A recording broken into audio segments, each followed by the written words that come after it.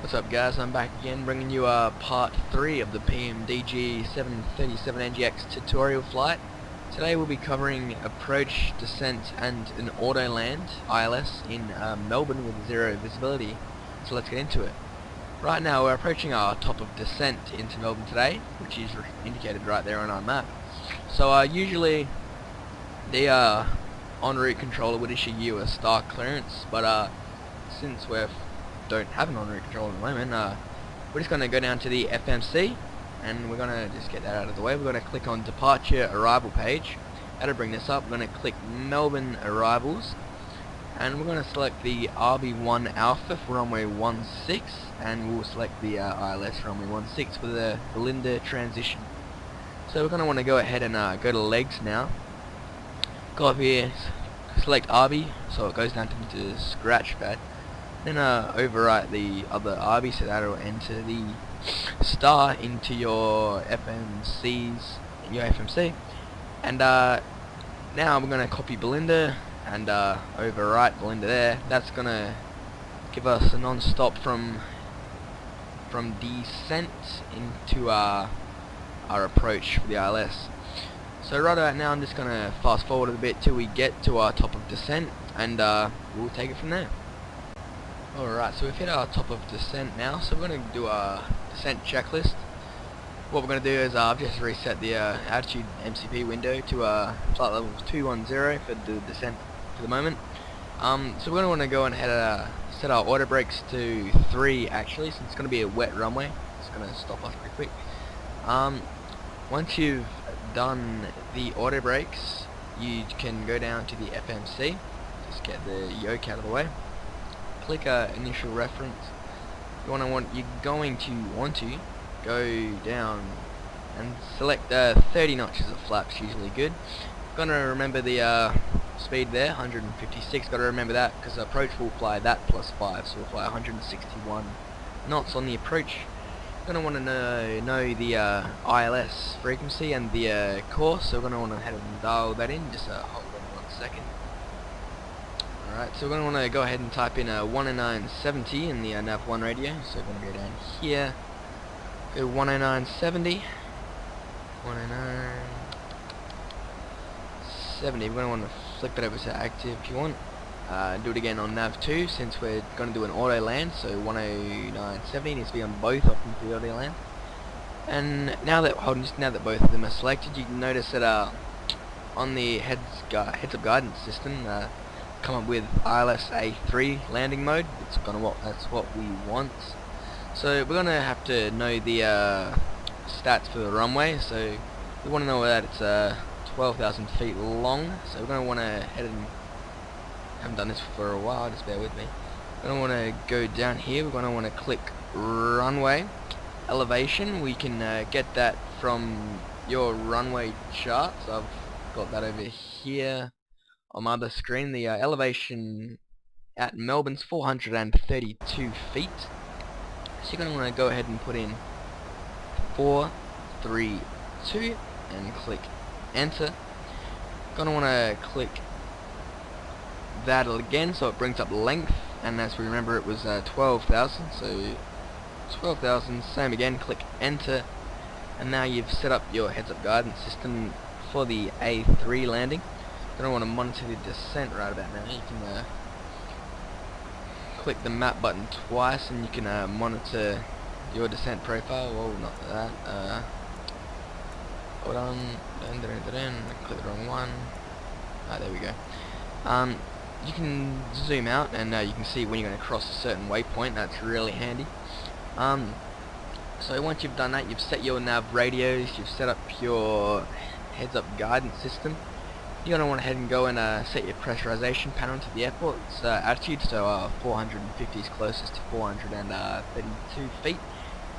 Now you're going to want to go ahead and set in your minimums for the landing. So the minimums for runway 16 are, let's see on the chart, 532 feet. So you're going to want to head and dial that in. Takes a while because it takes a while to go up, so I'm just going to leave you to it and we'll come back when it's at 532. Alright, so we're back, and I was looking at the wrong minimums for that one. It's not 532, it's actually 482. So we've got that set in now. And that is our approach checklist complete right about now, or the descent checklist. So I'm just going to leave you to it now, and we'll come back upon passing flight level 200. Alright, so we're passing flight level 200 now, so we're going to want to head and make a PA call. So right about now we're going to want to make a PA call saying flight attendants or cabin crew prepare for landing. That's done at flight level 200. So we've done that. We're just monitoring our descent on the approach. It's got a pretty good descent path going along there. Speed's a bit high though, so I'm just going to extend the speed brakes. Just monitoring everything right about now. There's not much we can do until we get to the approach procedure, so we'll check back again passing flight level 110, 10,000. Alright, so we're passing 10,000 right about now. Our speed's dropped to 240 knots to adhere to the speed restriction below 10,000 Australian domestic airspace.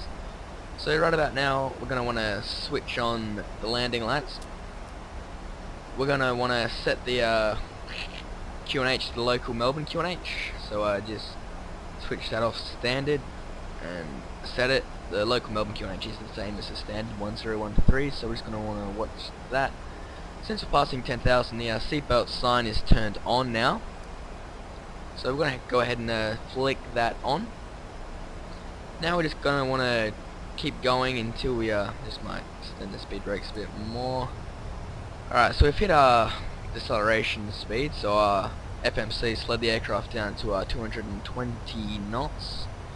So we're just going to want to monitor this, and I'll get back to you on final. Alright, so we're in the thick stuff now, so we've slowed down to our flaps up speed, which is 219 knots. We're just almost captured the localizer, so I'm going to go ahead and arm the VOR lock mode, and that's gone ahead and captured the localizer. So now we're just going to wait. See, you can see the heads-up guidance system's gone into A3 mode. It's gone into landing mode. We're going to wait for that. I'm going to arm the glide slope right about now. So I'm going to capture that in a minute. There we go. So we're going to want to go ahead and over to arm both autopilots right now. So that's going to auto-land us for us. That should take us below 3,000 as selected. So you've got 0 visibility, so I'm going to go ahead and lower the gear right about now. Once gear down 3 green is... so once the gear's down in 3 green show up, you're going to make a cabin announcement saying cabin crew be seated for landing. So I'm going to go ahead and lower some flaps right about now. I'm going to put 5 notches. I'm just going to lower my speed. See, the autopilot's let me take control of the speed now, since it's worried about landing. Alright, and you notice how the VOR lock and the approach mode switches are, well, buttons, they're not lit up anymore. That's indicating that the only way we can take over manual control is if we actually execute a go around. So I'm gonna want to lower the flaps a bit more now,